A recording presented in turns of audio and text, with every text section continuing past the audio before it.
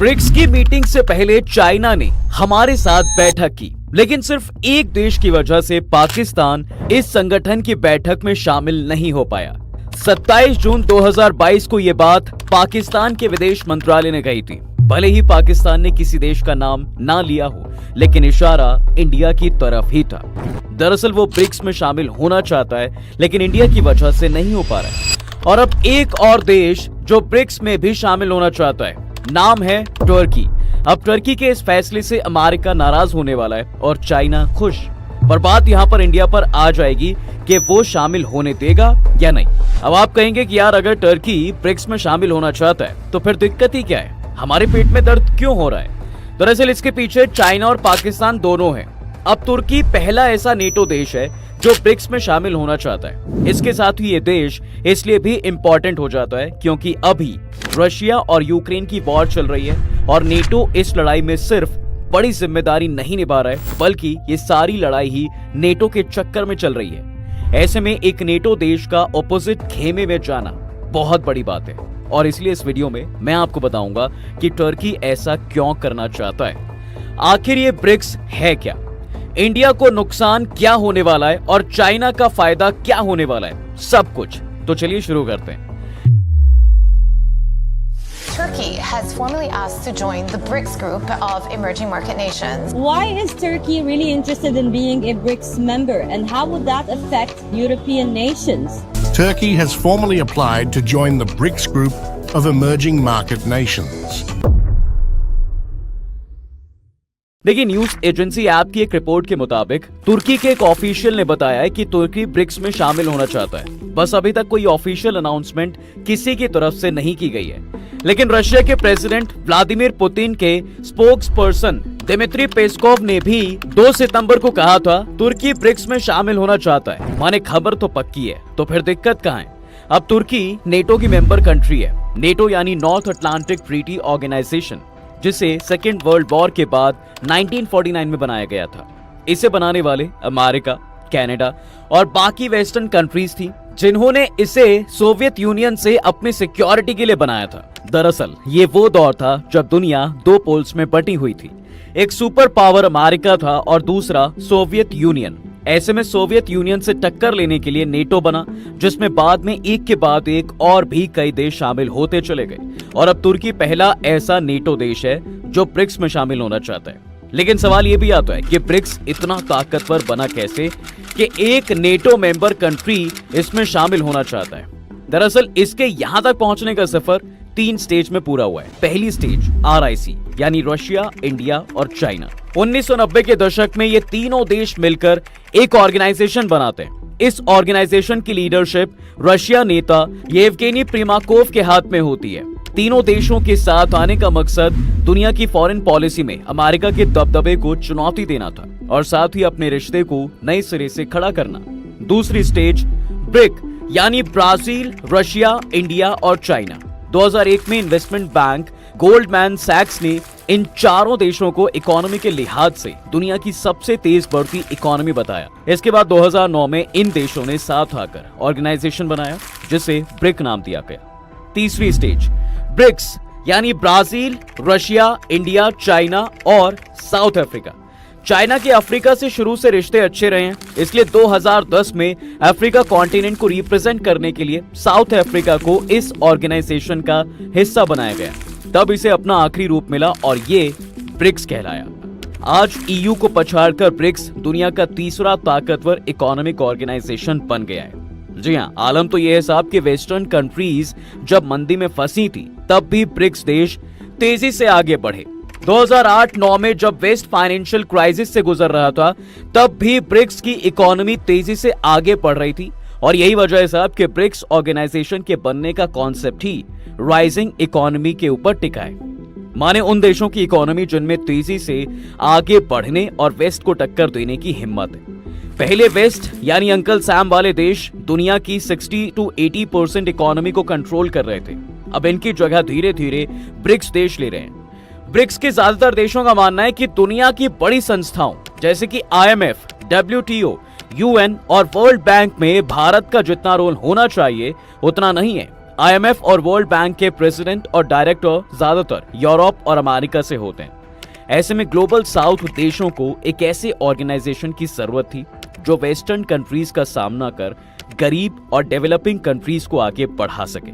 इन्हीं बातों को ध्यान में रखकर ब्रिक्स बनाया गया। इसे बेसिकली चाइना की लीडरशिप वाला ग्रुप माना जाता है। अब चूंकि इसमें रशिया और चाइना दोनों हैं, तो कई लोग इसे वेस्ट को चैलेंज देने वाले ग्रुप के तौर पर भी देखते हैं।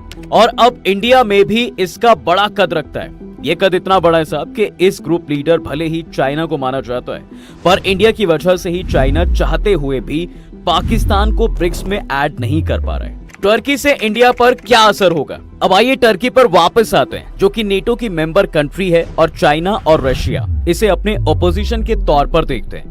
इधर इंडिया के साथ भी टर्की के रिश्ते ऐसे हैं कि ना तो अच्छे हैं और ना ही बुरे, लेकिन तुर्की कश्मीर के मामले में पाकिस्तान के सपोर्ट में बोलता रहा है और अर्दोगान कई बार कश्मीर का मुद्दा यूएन में उठा चुके हैं। ऐसे में तुर्की ब्रिक्स में शामिल होता है तो इंडिया उसे सपोर्ट करेगा। इसकी उम्मीद सिर्फ वो तब लगा सकते हैं जब वो पाकिस्तान और कश्मीर को लेकर हमें कॉन्फिडेंस देगा कि फालतू की दखल नहीं करेगा।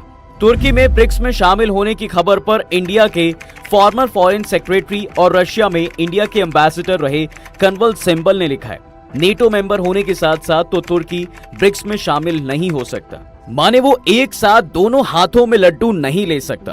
ब्रिक्स का एजेंडा इकोनॉमिकल सपोर्ट से भी आगे जाता है, ये पॉलिटिकल भी है। इंटरनेशनल लेवल पर सत्ता का फिर से बैलेंस बनाना भी इसके टारगेट में शामिल है और इसका इकोनॉमिक टारगेट भी इसी डायरेक्शन में बढ़ता दिखता है। जो देश ब्रिक्स में शामिल होना चाहते हैं वो वेस्ट से आगे, यानी मोटे मोटे तौर पर अमेरिका से आगे निकलकर अपने डिप्लोमेटिक रिलेशंस को एक्सपैंड करना चाहते हैं और इसीलिए ब्रिक्स बना भी है। अब इंडिया के लिए भले ही टर्की का आना सही नहीं रहेगा, लेकिन ब्रिक्स में टर्की के आने से रशिया की ताकत बढ़ती है।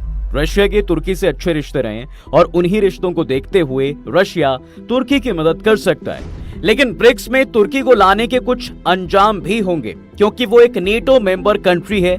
ऐसे में एक फैसला अभी टर्की को भी लेना होगा। वो फैसला होगा कि क्या वो ब्रिक्स को ज्वाइन करने के लिए नेटो को छोड़ेगा। पिछले साल अगस्त में ब्रिक्स के एक्सपेंशन की बात हो ही रही थी, तो इंडिया के एक्सपर्ट्स ने कहा था कि ऐसा लगता है कि नए मेंबर्स को शामिल करने के मामले में चाइना की छाप है, जो रशिया के सपोर्ट से ब्रिक्स को बहुत तेजी से एक्सपैंड करने के मूड में नजर आ रहा है। जिस तरह चाइना ने शंघाई कॉर्पोरेशन ऑर्गेनाइजेशन यानी SCO में इंडिया को सिर्फ पाकिस्तान के साथ ही आने दिया, उसी तरह अब ब्रिक्स में राइवल्स की जोड़ी में इंडिया और चाइना के अलावा 3 नए राइवल्स के भी शामिल होने के चांसेस हैं। ईरान और सऊदी अरब, मिस्र और इथियोपिया, ब्राजील और अर्जेंटीना। अब वैसे देखिए, इंडिया ब्रिक्स का एक्सपेंशन नहीं चाहता है, लेकिन UAE की एंट्री के लिए इंडिया ने जोर लगाया था, जिसके बाद चाइना ने खुश होकर ये कहा कि ये एक्सपेंशन ऐतिहासिक है। इसलिए कई लोग मानते हैं साहब कि ब्रिक्स का एक्सपेंशन इंडिया के हक में नहीं होगा, बल्कि इससे चाइना की पोजीशन मजबूत होगी। खैर, अब आते हैं उस सवाल पर कि इंडिया ब्रिक्स में नए देशों के शामिल होने का क्यों विरोध कर रहा है। दरअसल अब तक करीब 40 देशों ने ब्रिक्स में शामिल होने की ख्वाहिश जाहिर की है। इसके लिए चीन सबसे ज्यादा एक्साइटेड है, जबकि दूसरे देश नए देशों की एंट्री को लेकर अभी हिचकिचा रहे हैं। अब बाकी की बात करेंगे, पर इंडिया के हिचकिचाने की 3 बड़ी वजहें बताई जा रही हैं। पहला, मेंबर बनने का कोई क्राइटेरिया तय नहीं। फिलहाल ब्रिक्स में जो देश हैं उनका बड़ा क्राइटेरिया इकोनॉमी है। हालांकि इसे लेकर कोई हार्ड एंड फास्ट रूल नहीं है कि ऑर्गेनाइजेशंस में दूसरे देशों को किस बेस पर शामिल किया जाना चाहिए।